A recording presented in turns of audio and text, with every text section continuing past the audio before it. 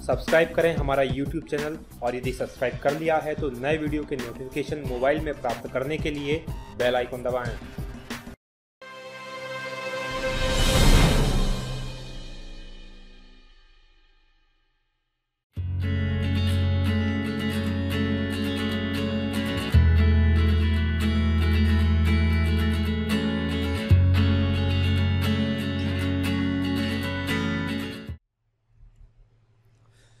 साथियों नमस्कार, बहुत स्वागत है आपका डी.एंड.के एकेडमी के वीडियोस में। मैं हूं भगवत दांगी, फाउंडर डी.एंड.के एकेडमी।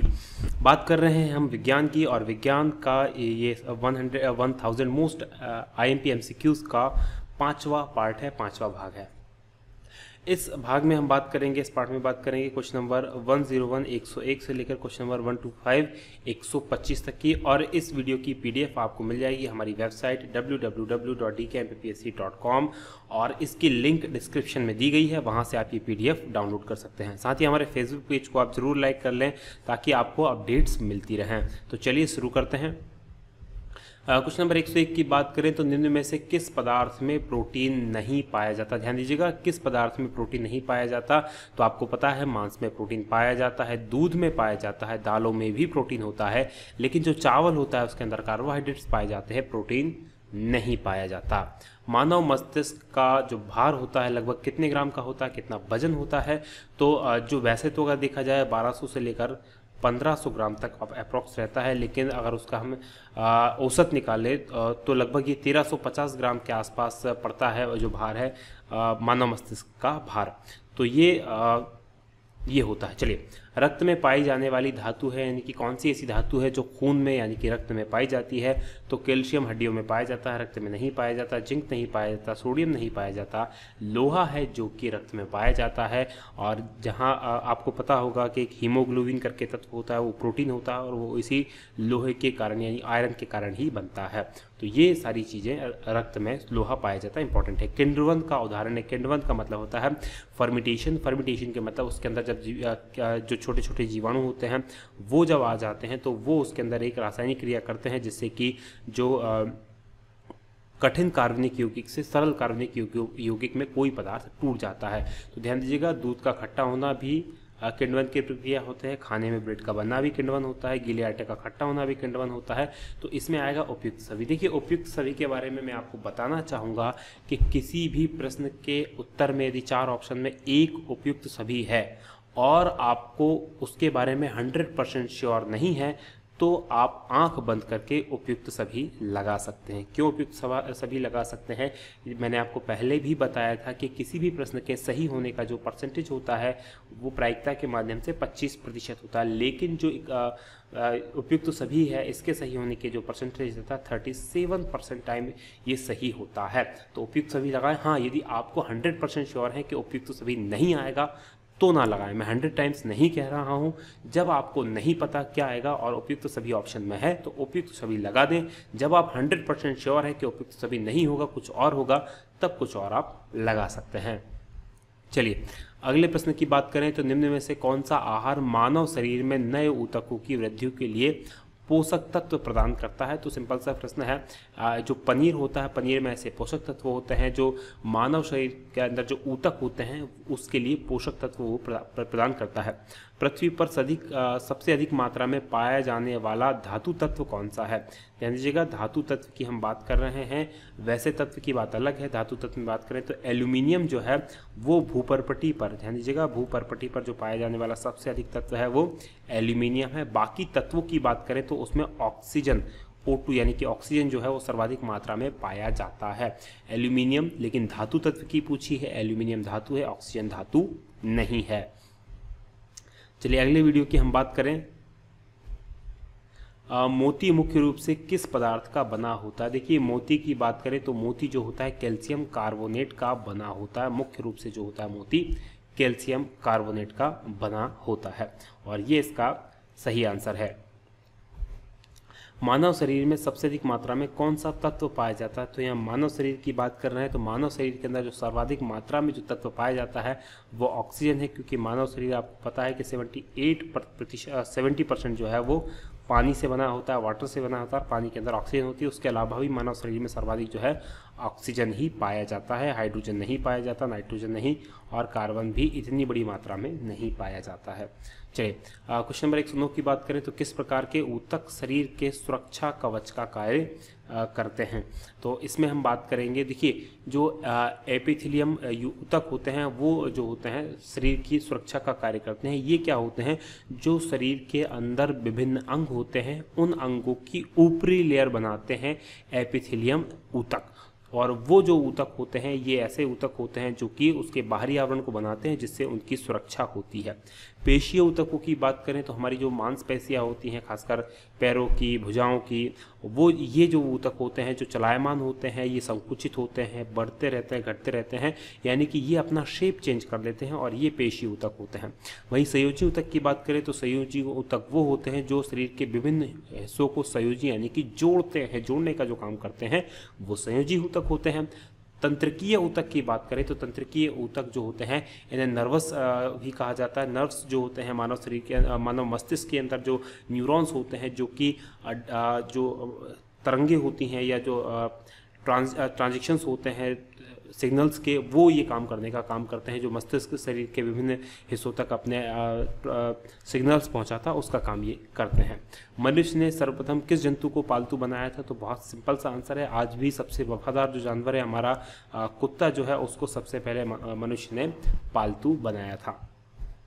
किसके द्वारा आनुवांशिकता को विज्ञान अनुवंशिकता के विज्ञान को अनुवंशिकी कहा गया था, तो वो नाम उस व्यक्ति का जिसने इसको अनुवंशिकी नाम दिया था। तो ये जो नाम है ये है वॉटसन ने इसे अनुवंशिकी कहा था।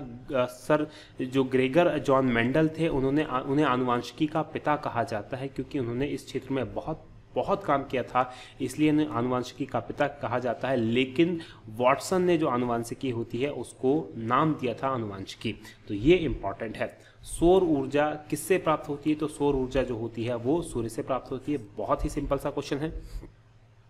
धूल प्रदूषण रोकने के लिए सबसे उपयुक्त वृक्ष कौन सा है, तो धूल प्रदूषण रोकने के लिए जो उपयुक्त वृक्ष है वो नीम है। तो नीम जो है वो धूल प्रदूषण को रोकता है। सूर्य में क्या होता है, तो ध्यान दीजिएगा, सूर्य में नाइट्रोजन नहीं होती है, फास्फोरस नहीं होती है, ऑक्सीजन नहीं होती है, हाइड्रोजन और हीलियम होती है। तो हाइड्रोजन जो होता है हीलियम में परिवर्तित होती रहती है, नाभिकीय संलयन की वहाँ क्रिया होती रहती है, और हाइड्रोजन हीलियम में परिवर्तित होती रहती है, और उसी से सूर्य को ऊर्जा प्राप्त होती है, और सभी तारों को सूर्य से ऊर्जा इसी प्रकार से प्राप्त होती है। साथ ही जो हाइड्रोजन होता है वो ब्रह्मांड में पाए जाने वाला सर्वाधिक बड़ा तत्व है जो कि ब्रह्मांड में पाया जाता है। लाल चींटियों में कौन सा अम्ल पाया जाता है, तो जो लाल चींटियां होती हैं उनके अंदर फॉर्मिक एसिड यानी फॉर्मिक अम्ल जो होता है वो पाया जाता है। निम्न में से कौन सा रूपांतरित तना है, ध्यान दीजिएगा, रूपांतरित तना है जिसका रूपांतरण तने के रूप में होता है। तो जो गाजर है वो तना नहीं होकर वो जड़ है, वो भी रूपांतरित है, जड़ है, जड़ हम के रूप में खाते हैं। वहीं शकरकंद की बात करें तो शकरकंद भी एक जड़ है। आलू की बात करें तो आलू जो है वो रूपांतरित तना है। आलू के अंदर जो है भोजन जो है वो अपना सोख के रखता है, और आलू जो है रूपांतरित तना है। नारियल की बात करें तो नारियल जो है एक फल होता है।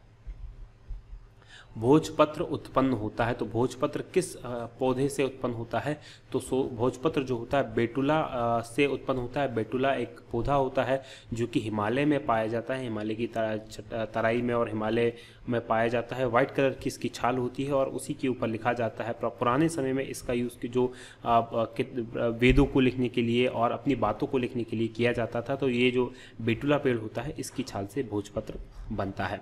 प्याज लहसुन में गंध किस तत्व की उपस्थिति के कारण होती है, तो प्याज लहसुन के अंदर जो गंध होती है उसकी वो जो होती है पोटेशियम की उपस्थिति के कारण ऐसा होता है। आलू किस कुल से संबंधित है, तो ध्यान दीजिएगा, आलू का जो बॉटनिकल नेम है वो आपके सामने बता देगा कि वो किस कुल से संबंधित है। तो आलू का जो बॉटनिकल नेम है वो है सोलेनम ट्यूबरोसम। तो सोलेनम ट्यूबरोसम, इससे आपको पता चल गया कि ये है सोलेनेसी कुल से संबंधित। दालचीनी पेड़ के किस भाग से प्राप्त की जाती है, तो ध्यान दीजिएगा, ये दालचीनी है। दालचीनी का मतलब ऐसा नहीं कि दाल के साथ हमने चीनी को मिला दिया, यानी कि दाल के साथ हमने शक्कर को मिला दिया। दालचीनी का एक पेड़ होता है और उसकी की यूज़ करते हैं हम, और उसकी छाल यूज़ करते हैं, और काफ़ी मीठी भी थोड़ी सी रखती है और थोड़ी सी तीखी भी ये होती है। अगर आपने इसे देखा हो तो इस तरह की ये दालचीनी दिखाई देती है, और ये मसाले के रूप में यूज़ की जाती है। इसका यूज़ मसाले के रूप में किया जाता है घरों के अंदर। और औषधि के रूप में भी इसका यूज़ किया जाता है। तो ये दालचीनी का पेड़ होता है, उसकी छाल जो होती है उसको यूज़ किया जाता है। तारपीन का जो तेल होता है वो किससे प्राप्त होता है, तो ध्यान दीजिएगा यूकेलिप्टस से प्राप्त नहीं होता, जानवरों की चर्बी से प्राप्त नहीं होता।